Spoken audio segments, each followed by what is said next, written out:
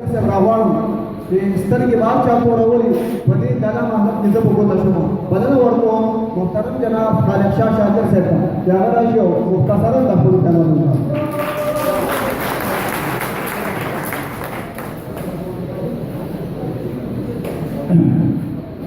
شروع کوم د الله په نوم باندې په کوم مهرباني ټول ناول حضر عمر علي انصتا د کتاب مختصر ورجو او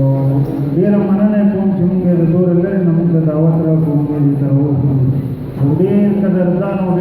ډیر متاثر شو چې دا خپل کړي لرو چې چا سره ملایوي نو هغه متلې شو تاسو کوم دلته نو او ډیر مننه کوم چې دې خلکو موږ ډیر عزت راکو او الله دې د دې بدلې او تور موږ ورسو او تبسم سے یو کتاب حالاتو چې دارو د لیونیانو په لار پرېښول حالاتو چې دارو د لیونیانو په لار پرېښول ځنګل کې بې سرې د بلاګانو په لار پرېښول دا ستړي مسافر په مخ کې لاړ شي که پرستو دا ستړي مسافر په مخ کې لاړ شي که پرستو په تمه د منزل چې رهبرانو په لار پرېښول او یو بل کتاب چې څوک چې جفا ته وفا وایي دا وفا خو نه ده څوک چې جفا ته وفا وایي دا وفا خو نه ده اوښ په سرا کې وینې توی نه کړې جړا خو نه ده او ښایسته صورت یې رب جوړ کړی بس په خپل قدرت دی زه خالق شاه چې بېمین یم څه ګناه خو نه ده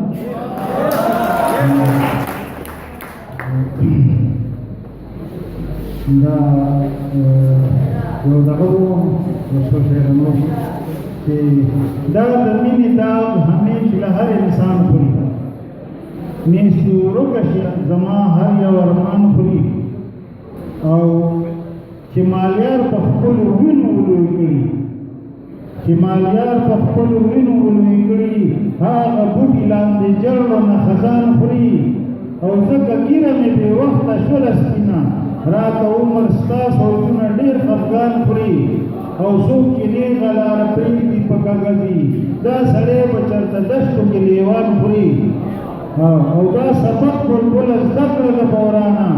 په تېرو وختو سوری شي چې ګلان خوري او نیت مې سپین دی ورته دا زما اخلاص دی هر قدم باندې ډغرې چې جانان خوري او پښتانه چې خپل غم نه کړي غم په شا دي خالق شاه په دې خبره باندې ځان کړي